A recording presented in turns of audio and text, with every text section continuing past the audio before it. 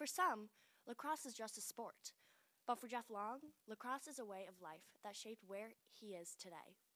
The first time he held onto a wooden stick made by the Onondaga tribe in 5th grade, he fell in love and became the Great Long Man, as he is most commonly referred to as today. Growing up in the lacrosse-rich community of Irondequoit, New York, led him into becoming the all-time top scorer at the Naval Academy to this day. His extremely humble attitude overshadows the immense amount of honors and awards he has received for his hard work on the lacrosse field. I think the thing that's most important to me is I had such a strong supporting cast. You know, I probably don't even consider myself the best player on my team back then. We had a lot of good lacrosse players. It was truly an example of great teammanship. We had great coaching, and I really just kind of reaped the benefits of having a great supporting cast around me. In high school, he was being recruited by extremely lacrosse-talented universities, and in the end, he chose to attend the Naval Academy. I think the biggest thing about the academy was I saw that as a challenge, more so than the other schools. Probably equally academically to the schools I was looking at, but there was so much more to do and be challenged at the Naval Academy, physically and emotionally.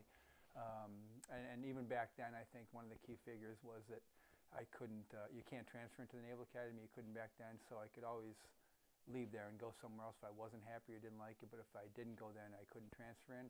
And the last piece is that the lacrosse was very good. We were a Final Four team for 4 years in a row, and prior to me arriving there, they were a top 10 team for a decade, so it was a good quality level of lacrosse. He graduated from the academy in 1977 as a 3-time All-American and holds the current position as Navy's men's lacrosse career scoring leader. After spending some time overseas, he came back to the United States and began his coaching career at Washington and Lee University. Really, you know, the key is just the relationship that I have with my players, and I haven't really treated any of them very differently from school to school. You know, I ask a lot, I demand a lot.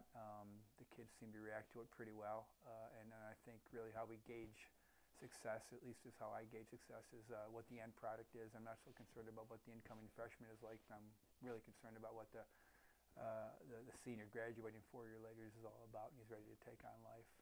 In 2009, he received one of the highest honors any athlete dreams of receiving, an induction into the National Lacrosse Hall of Fame.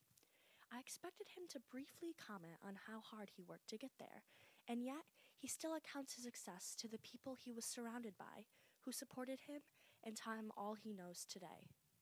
Wouldn't have received that honor without the people that I played with and were coached by, you know. So even though I'm the one getting the plaque and getting the award at those ceremonies, you know, a piece of that goes out to all the people that I did play with and my friends and family who supported me throughout the years. You've played the sport when it wasn't very well known in the country.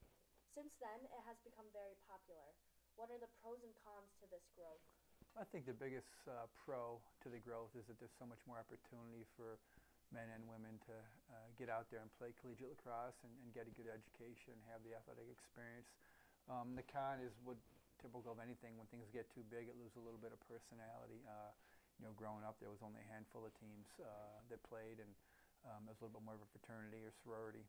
Now it's becoming a major sport. This fall is the kickoff of his 27th season as the men's lacrosse head coach at Ithaca College. He says every year the upcoming freshmen bring a new dynamic to the team, and he evolves as a coach every year. He plans on staying at Ithaca College for the immediate future until Kathy, his wife, and him find an area to move to where winter doesn't last for 6 months.